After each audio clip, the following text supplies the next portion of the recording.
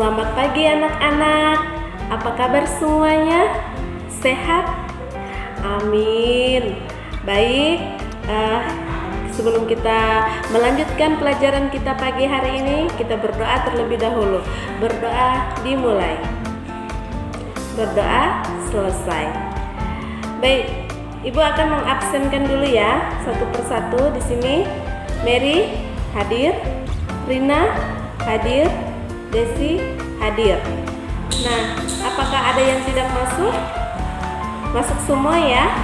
Amin, puji Tuhan, kita diberikan oleh Sang Kuasa, diberikan kesehatan. Dan akhirnya pagi hari ini kita semua berada di dalam kelas ini dan mengikuti pelajaran secara baik dan sehat.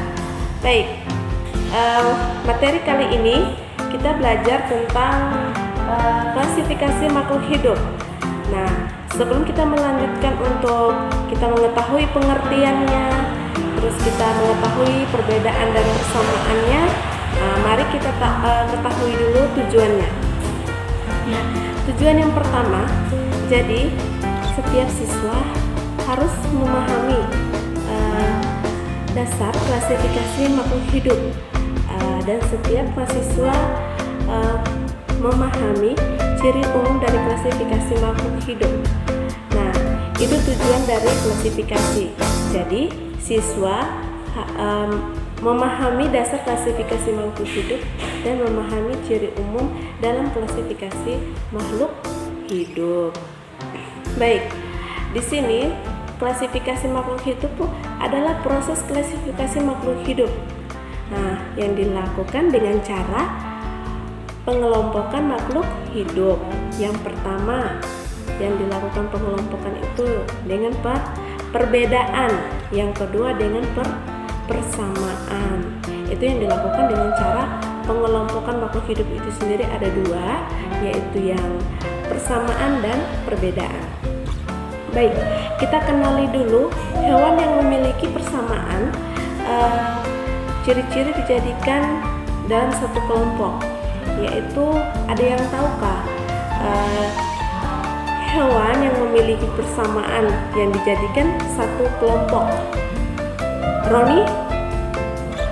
Bagus sekali jawabannya Roni ya, yaitu kambing dan sapi dijadikan satu kelompok. Ada yang tahu dijadikan satu kelompok apa?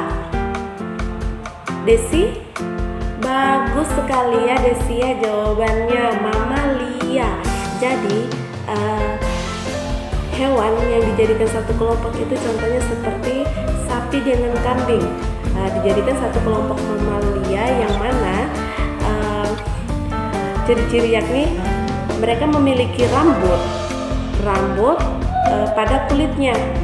Nah, itu ya salah satu contoh persamaan makhluk hidup. Nah, sedangkan hewan yang memiliki perbedaan, ciri-ciri membentuk kelompok lain. Nah, perbedaannya. Baik, sekarang kita masuk pada sistem klasifikasi. Jadi dicatat ya, sistem klasifikasi itu ada 3 sistem. Nah, klasifikasi yang pertama itu sistem alamiah, sistem klasifikasi buatan, dan sistem klasifikasi filogenetik. Baik, yang pertama sistem klasifikasi alamiah itu ada yang tahu contohnya dari makhluk hidup itu memiliki 3 sistem. Nah, dari 3 sistem itu, sistem yang pertama itu sistem klasifikasi secara alamiah.